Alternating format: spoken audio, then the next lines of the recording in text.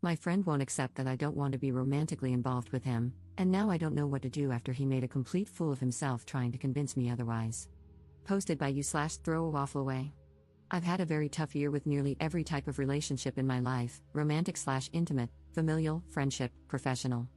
You name it, it's blown up in my face. I've been to therapy, it wasn't great, but I'm trying my best to learn from it and not give in to avoidance and self-isolation. So that's the background. I, 24F, volunteer at an animal shelter several times a week, and there's a regular group that goes at the same time, all of whom are older than me. The closest one to my age is 28M. It seemed natural for us to see if we were a good match romantically, but ultimately, I'm not feeling anything toward him, and with everything else this year, I'm fine with focusing on myself and being single. We agreed to be friends back in July, and I thought that settled it. In mixed company outside of volunteering, obviously, we've had a few drinks and some deep talks, as in absolute trauma dumping, and usually, I'm opposed to this, but I thought being frank would help us be genuine friends and forget about the small amount of time we considered dating. Well, it turns out that over the past couple of months of having occasional conversations like this, it's only served to make his feelings stronger. More than once, he said, "We need to talk," and in those talks, he said things like how he appreciates our close friendship, etc., relating to trauma dumping and trust and whatever. Well, last week, during one of our little parties, I was joking about having a crush on someone at work. I wouldn't say it's a real crush, we've never spoken, and I'm certainly not trying to initiate anything, and 28M burst out that he's attracted to me and that I should stop talking about things like that. I went beet red and changed the subject. It really pisses me off that he thinks I should censor myself because of feelings he has, which I've done nothing to encourage. The next day, of course, I get a text that says, "We need to talk." I purposely skipped the shelter, but he insists on coming over to my parents' house because it's important. My parents were not home. So fine, he comes over, we chat a bit, and then I ask, "How bad is it?" He launches into some of his romantic history and how it's so rare to have feelings this strong and that I light up his day, blah blah blah.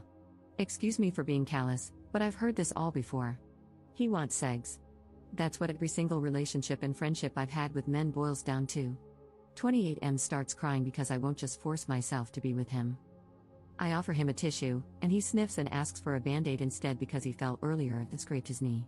Oh my god, it probably sounds like I'm shaming him for being unmanly, but honestly, I don't care about gender. If anyone came to my house crying because they've known me for 3 months and started begging me to get over myself and F them, and then asked for a band-aid for the smallest scratch I've ever seen, I'd think they were pathetic. My reaction to this situation is universal, I assure you. I was nicer in person than I'm being here, but I don't believe for a minute that I can continue our friendship as it was. Knowing he's this desperate to get me in bed and literally willing to grovel for it, I can't find an ounce of respect for him anymore, and having been around desperate men before, I don't trust him or feel safe. He's latched onto one of my favorite hobbies, crochet, weird, right, and is trying to make plans incorporating that, but crochet is my favorite way to clear my mind alone. It's pretty obvious that despite everything I've said to him, he's betting on patience and ingratiating himself to me by asking me to teach him and make things together. He's playing the long game to get his willy wet. I don't want to have to stop volunteering here to get away from him, and what I learned in therapy encourages me to get past this to maintain the friendship. Am I insane for being this skeptical of his true intentions? Is there anything else I can do to reduce his attraction, or is my pre-therapy instinct right to GTFO ASAP? Relevant comments. Commenter. This guy isn't your friend. He would have put these feelings in check immediately if he were truly your friend. He would have asked for distance while his feelings cooled down, anything but coming to you, begging for a relationship. He's a 28-year-old man, not some hormone-driven teen. He heard you when you said that you just want to be friends, and he's decided that's not good enough for him. Ops response. That's the issue I have with the crying here. I'm all for men being vulnerable and stuff, but this felt extremely manipulative, though I can't imagine how that would make me want to rip my clothes off, Lamau. I wasn't nice in how I described my feelings toward it, but I've seen Reddit pounce on stuff like that. Sure enough, a couple of comments came through, and I'm pretty heated that one of my first attempts at friendship again ended up the exact same way, all about waiting for me to give in. Here's another potential attack point for the internet. I guess I'm pretty, whether or not I wear makeup, so I've pretty much always been treated like this. Every guy friend I thought I had has gone there eventually. Even years later, it's I always had a crush on you, or I think I'm making a friend, but I get ghosted if I bring up that I like someone else. It's pretty clear my only value is having certain anatomy and a face that doesn't make people gag, and I don't have any empathy left anymore for situations like this. He never specifically said he wanted to F me, just be with him, but I can't see any possibility that he means me as a human and not a sex doll after dozens and dozens of experiences. Commenter. Interesting, I thought therapy was usually helpful in setting boundaries. I feel like you should consider finding a new therapist if this one is encouraging you to maintain relationships with people who don't respect you or your boundaries. You did have a hand in his trauma bonding with you, another sign that your therapist is failing you. Find a new animal shelter to volunteer at. If there isn't another one in your area, you should consider finding a different place to volunteer if you enjoy contributing to your community in that way. But maintaining any kind of relationship with him at this point is just plain stupid. Ops response. Yeah, I learned pretty quickly after therapy that my exposures for social anxiety made everything worse. I'm avoidant as hell and have literally run away from situations I dislike, and this really expensive, famous program, I'm not kidding, people come from around the world, encouraged me to say yes to everything, and it made my mental health a lot worse. Update 4 days later. Unfortunately, there's more. Before I made my original post, I already had plans with a mixed group, including 28M. Before I dive in, I just want to thank everyone who shared their experiences with ill-informed therapy, social anxiety, boundaries, and struggles similar to mine.